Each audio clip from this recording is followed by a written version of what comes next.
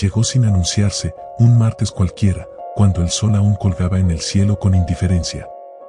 No descendió con estruendo ni con luz, sino como un murmullo en la piel, una sensación que no debía estar allí, como la ausencia repentina de algo que nadie recordaba haber perdido. Al principio, la gente lo notó en sus palabras, que empezaron a resbalar entre sus labios sin llegar a tocar el aire. Luego, en las sombras, que se alargaban sin motivo, como si intentaran recordar la forma correcta de existir. Finalmente, lo vieron, no con los ojos, sino con algo más profundo, algo que comprendía sin querer hacerlo. Había una grieta en el viento. No en el cielo ni en la tierra, sino en el mismo acto de respirar, en el mismo concepto del movimiento. Y de esa grieta emergió algo que no caminaba ni flotaba, sino que simplemente estaba, como si siempre hubiese estado esperando el momento adecuado para ser percibido. El mundo se quedó quieto. No como la calma antes de la tormenta, sino como si el tiempo hubiera dado un paso atrás para corregir un error que nunca entendió del todo. El ser se extendió sin moverse, su presencia no tenía borde ni centro, solo una innegable certeza de que el viento había olvidado su propósito.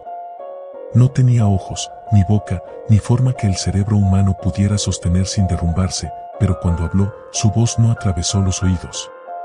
Se grabó en los huesos. Es hora de soltar. Y la realidad obedeció. Los nombres de las cosas se deslizaron de las lenguas y cayeron al suelo, pero nadie pudo recogerlos. Las casas no colapsaron, simplemente decidieron dejar de ser estructuras y se deshicieron en conceptos sueltos, en la idea de un hogar sin necesidad de ladrillos. El viento, sin su nombre, dejó de saber cómo soplar. La gente intentó gritar, pero el sonido ya no recordaba cómo viajar. Y en ese silencio absoluto, el ser sonrió. No con una boca, sino con la satisfacción de algo que finalmente ha sido entendido. No es destrucción, susurró. Es descanso. Una niña, la única que no temblaba, se acercó. No preguntó qué era. No intentó escapar. Solo inclinó la cabeza, como si escuchara una canción que los demás no podían oír. ¿Por qué? El ser la observó, aunque no tenía ojos con los que mirar.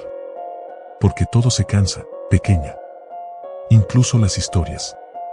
Alrededor de ellos, la lógica del mundo comenzó a desenredarse como un hilo suelto en la tela de la existencia. No con dolor ni con caos, sino con la inevitable dulzura de un suspiro después de un largo día. Las montañas no se derrumbaron, simplemente recordaron que alguna vez fueron polvo y decidieron volver a hacerlo. Los océanos dejaron de contenerse y se desparramaron como memorias antiguas que ya no necesitaban límites.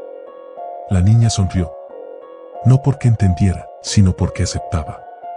¿Y luego? El ser no respondió. O quizás lo hizo, pero no con palabras, sino con el mismo silencio en el que el viento había desaparecido.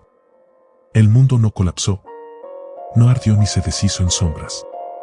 Solo dejó de sostenerse a sí mismo con la obstinación de siempre. Cuando el último aliento de estructura se desvaneció, cuando lo que había sido dejó de ser con la misma suavidad con la que se olvida un sueño al despertar, solo quedaron dos. La niña y la presencia que no era forma ni voz, solo un recordatorio de que todo lo que existe, en algún momento, debe exhalar. ¿Y ahora qué?, susurró ella. Hubo un instante de nada. Luego, una respuesta, suave como la brisa que vuelve después de haberse perdido. Ahora soñamos. Y entonces, el viento recordó su nombre.